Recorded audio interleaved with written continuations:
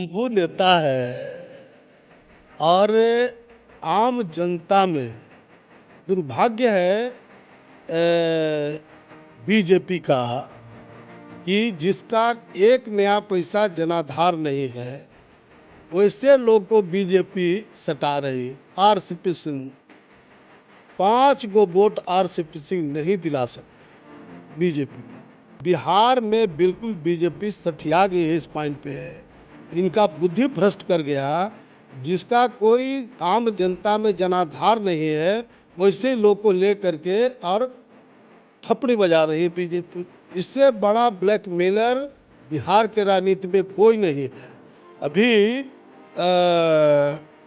ये सम्राट चौधरी जी के प्रदेश अध्यक्ष बनने के पहले इसने पूरे बिहार में सब लोग को कहा कि 7 सीट बीजेपी से फाइनल होगी और 6-7 लोगों से अपना माल खींच लिया। कुछ लोग गलत फहमी मत रहे, 1 सीट से ज्यादा बीजेपी उसको नहीं दे सकता है। उसमें भी उत्तरी बिहार काराकाट में तो इनका जमानत अगर जब तक चैलेंज आज भी मैं कर रहा हूँ, जब उपेंद्र कुशवाहा में शंभू नेता में दम है तो काराकाट से चुनाव लड़े, उसका 1 वोट कोरी का मिल जाएगा तो मैं राजनीति नाम नहीं लेते। नाम गद्दार है ना, कुशवाहा का गद्दार है, हम गद्दार का नाम नहीं लेंगे ना। लेकिन आरोप तो लालू जी पर पड़ा है, तो लालू जी का जहाँ तक मैटर है उतना न्यायालय अपना फैसला लेगा। सीबीआई ने चार्जशीट तेजस्वी यादव के खिलाफ भी दाखिल की। तो क्यों किया है, क्या उचित है बताइए तो हमको।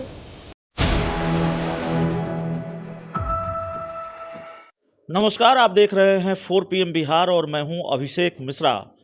बिहार के उप मुख्यमंत्री तेजस्वी यादव के खिलाफ चार्जशीट दाखिल हो गई है दिल्ली के राउज एवेन्यू कोर्ट में। जमीन के बदले नौकरी देने का ये मामला है और कहा यह जा रहा है कि इसका बड़ा असर बिहार की राजनीति पर पड़ सकता है। तेजस्वी यादव की बर्खास्तगी की मांग पहले से हो रही है, बीजेपी कर रही है।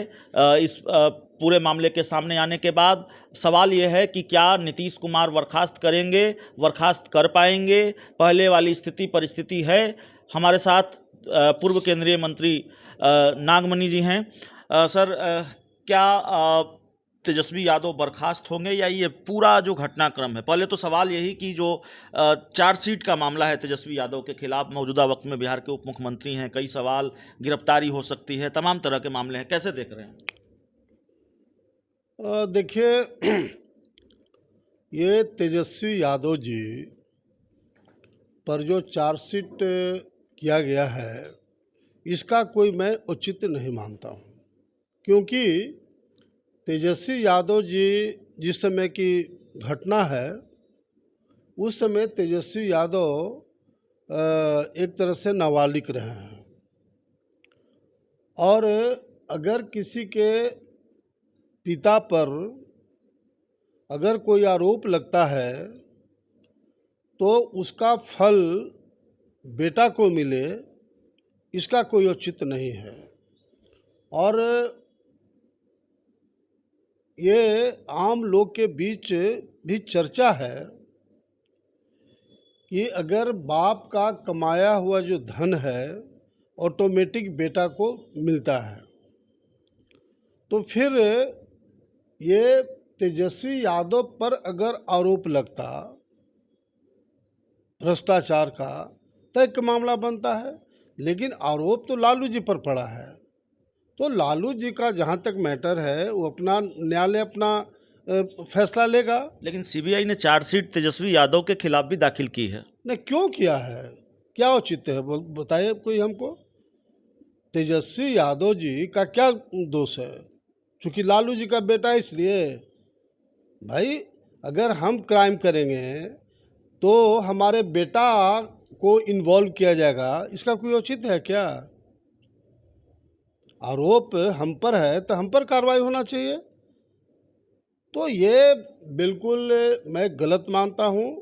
और जो हमारी शोषित इनकलाब पार्टी है, बजाबते हम लोग बैठक करके इस पर डिसीजन लिया है कि तेजस्वी यादव जी के साथ बिल्कुल अन्याय हो रहा है। अब मैं किसी पार्टी की बात नहीं करता हूँ, लेकिन कोर्ट सुप्रीम होता है और कोर्ट का जो फैसला होगा सुप्रीम कोर्ट का, लोअर कोर्ट और डिस्ट्रिक्ट कोर्ट और हाई कोर्ट नहीं, सुप्रीम कोर्ट का जो फाइनल ऑर्डर होगा उसके आधार पर हम लोग बिल्कुल मानेंगे इस बात को। बिहार में पिछले 3-4 दिनों से जो चल रहा है उसको कैसे देख रहे हैं? नीतीश कुमार राज्यपाल से मिल रहे हैं, नीतीश कुमार अपनी पार्टी के विधायकों से 1 टू 1 मिल रहे हैं, सांसदों से 1 टू 1 मिल रहे हैं, फिर राज्यसभा सांसद हैं उन्हीं की पार्टी की जेडीयू के हरिवंश उनसे मिल रहे हैं, और हरिवंश को लेकर जेडीयू ने यहाँ तक कह दिया कि जमीर बेच दिया, कलम बेच दी, और उसके बाद नीतीश कुमार से घंटे भर की मुलाकात। कैसे देख रहे हैं इन चीज़ों को? देखिए, जदयू के सुप्रीम नेता है नीतीश कुमार जी, और जेडीयू के अन्य लोग जो स्टेटमेंट देते हैं उसका कोई औचित्य नहीं है। और नीतीश कुमार जी अपनी पार्टी को मजबूती के लिए अपने, बहुत अच्छी बात है कि वो सांसद से मिल रहे हैं, विधायक से मिल रहे हैं और पार्टी को मजबूत करने में लगे हैं। कल पार्लियामेंट का चुनाव होगा 2024 में, तो निश्चित रूप से हर कोई पार्टी को इंटेक्ट कर रहा है। अब हम लोग शोषित इनकलाब पार्टी से हम आते हैं, राष्ट्रीय अध्यक्ष हो, और लगातार हम लोग बिहार झारखंड के पैमाने पर पार्टी को मजबूत करने के लिए प्रत्येक गांव में जा रहे हैं, और प्रत्येक गांव से 10, 15, 20 पदाधिकारी मैं बना रहा हूं। नहीं, इधर तो लगातार बिहार के ज़िलों में आपका दौरा हो रहा है और पिछले कई महीनों से हो रहा है। इस पर डिटेल चर्चा हम इसी इंटरव्यू में आगे करेंगे, लेकिन उपेंद्र कुशवाहा कह रहे हैं कि नीतीश कुमार की पार्टी टूट जाएगी, ख़त्म हो जाएगी, बीजेपी कह रही है टूट जाएगी, कांग्रेस टूट जाएगी। ये शंभू नेता है, और आम जनता में दुर्भाग्य है बीजेपी का कि जिसका एक नया पैसा जनाधार नहीं है, वैसे लोग को बीजेपी सटा रही है। आरसीपी सिंह 5 गो वोट आरसीपी सिंह नहीं दिला सकते हैं बीजेपी को। नीतीश कुमार जब तक मुख्यमंत्री हैं 5 वोट कुर्मी का आरसीपी सिंह नहीं ले सकते हैं। ये जो शंभू नेता है, ये 5 गो कोरी का वोट दिला देगा तो मैं राजनीति छोड़ दूंगा। और उसी तरह से जीताराम मांझी को देखिए, मैं जीताराम मांझी के क्षेत्र की बात में बोल रहा हूँ कि इमामगंज डुमरिया से एमएलए हैं, और इन्हीं के पार्टी का उपेंद्र प्रसाद उम्मीदवार बना था औरंगाबाद पार्लियामेंट्री कंचोसी से, पहले जेडीयू के एमएलसी थे। हाँ, और वहाँ 30-35 हज़ार मुसहर वोट है, भुइयाँ वोट है। 100% बीजेपी को वोट गया। 5 वोट भी जीताराम मांझी ने उपेंद्र प्रसाद जो अपने उनके पार्टी का उम्मीदवार था उसको वोट नहीं दिला पाया। बीजेपी का पूरे देश में तो बड़ा अच्छा एक्टिविटी चल रहा है जो हमको लगता है, लेकिन बिहार में बिल्कुल बीजेपी सठिया गई है इस पॉइंट पे। इनका बुद्धि भ्रष्ट कर गया, जिसका कोई आम जनता में जनाधार नहीं है वैसे लोग को ले करके और थपड़ी बजा रही है बीजेपी। तो बीजेपी को बहुत खाजियाना भुगतना पड़ेगा। जिस तरह से नीतीश कुमार को भी गलतफहमी था कि शंभू नेता कुशवाहा जी आए तो पूरा कुशवाहा का वोट हमको मिल जाएगा, लेकिन जब नीतीश कुमार जी को सारा रिपोर्ट बिहार से मिला, स्पेशल ब्रांच का रिपोर्ट मिला, और तब नीतीश कुमार ने ये शंभू नेता को नेगलेक्ट करना शुरू किया, और तब शंभू नेता समझ गए, जब नीतीश कुमार जी टाइम इनको मिलने के लिए भी नहीं दे रहे थे, तो ये समझ गए कि हमारा वैल्यू अब नहीं है।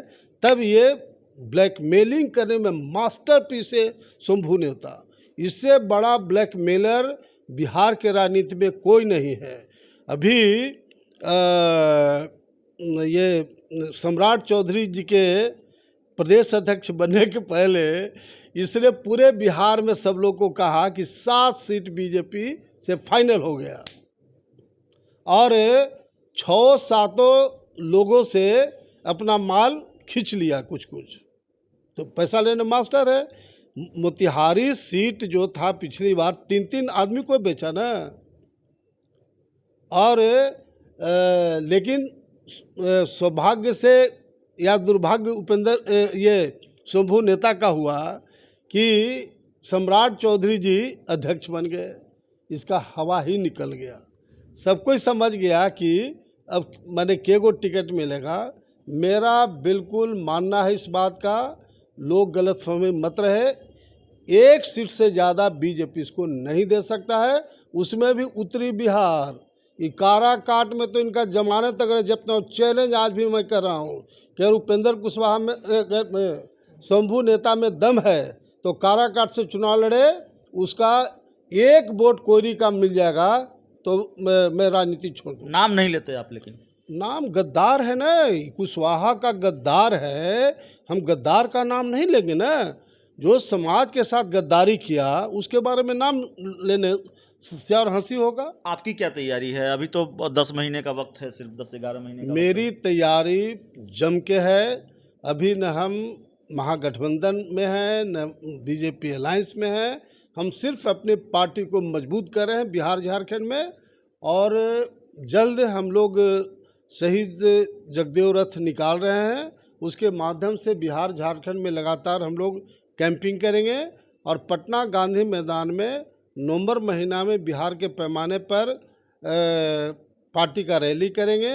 झारखंड के पैमाने पर रांची में नवंबर महीना में ही रैली करेंगे, और उसके बाद तमाम लोग को एहसास हो जाएगा कि नागमणि का क्या ताकत है, शहीद जगदेव प्रसाद के वंशज में कितना दम है। चलिए, हमारे साथ नागमणि जी थे, पूर्व केंद्रीय मंत्री। बिहार के राजनीतिक हालात पर विस्तृत चर्चा, अपनी जो तैयारी है उसको लेकर, और उपेंद्र कुशवाहा के साथ कभी थे और उपेंद्र कुशवाहा का साथ छोड़ा, और उपेंद्र कुशवाहा पर किस तरह से हमलावर होते हैं, यह भी आपने देखा इस पूरे इंटरव्यू में। बहुत बहुत धन्यवाद।